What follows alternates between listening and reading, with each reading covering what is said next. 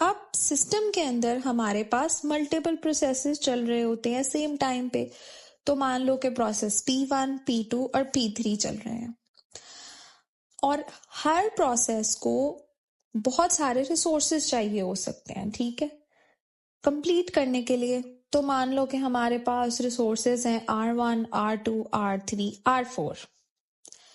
अब P1 ने R1 resource का एक इंस्टांस रिक्वेस्ट किया, लेकिन R1 रिसोर्स जो है वो प्रोसेस P2 को अलॉट हो चुका है। P2 को रिसोर्स R2 चाहिए, तो उसने R2 रिक्वेस्ट की हुई है कि भाई मुझे कंप्लीट होने के लिए दूसरी रिसोर्स चाहिए।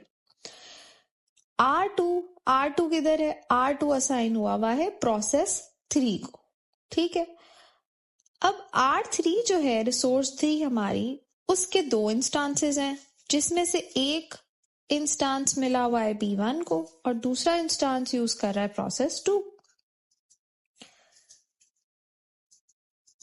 R4 हमारा कुछ भी नहीं कर रहा है, इट इज जस्ट चिलिंग। तो ये पूरी जो डायग्राम है ये है हमारा resource allocation graph. Quick question, which process will complete first? इसमें से कौन सा प्रोसेस सबसे पहले होगा? देखते हैं। P1 को कंप्लीट होने के लिए R1 चाहिए, रिसोर्स 1। P2 को R2 चाहिए। P3 को कुछ भी नहीं चाहिए एक्सेप्ट फॉर R2, जो कि ऑलरेडी उसे अलॉट हुआ है। तो हाँ, P3 विल कंप्लीट फर्स्ट। उसके बाद क्या होगा?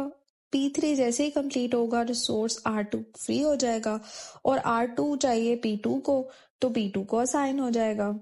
And then after P2 is done, P2 भी फ्री कर देगा R1 को, जो कि उसको असाइन हुआ है, और फिर R1 फ्री होते ही P1 ने जो उसको रिक्वेस्ट किया हुआ है P1 को मिल जाएगा और इसी तरह हमारा P1 भी कंप्लीट हो जाएगा। But what if P3 needs R3 to execute? क्या होगे अगर प्रोसेस 3 को भी रिसोर्स 3 चाहिए हो एग्जीक्यूट होने के लिए? तो ये एक सर्कुलर कंडीशन अकर हो गई।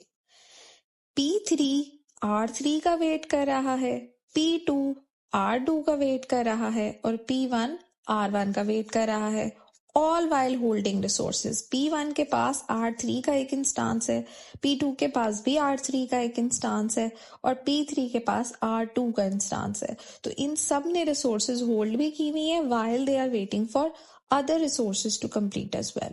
इस सर्कुलर कंडीशन को हम, इस सिचुएशन को हम कहेंगे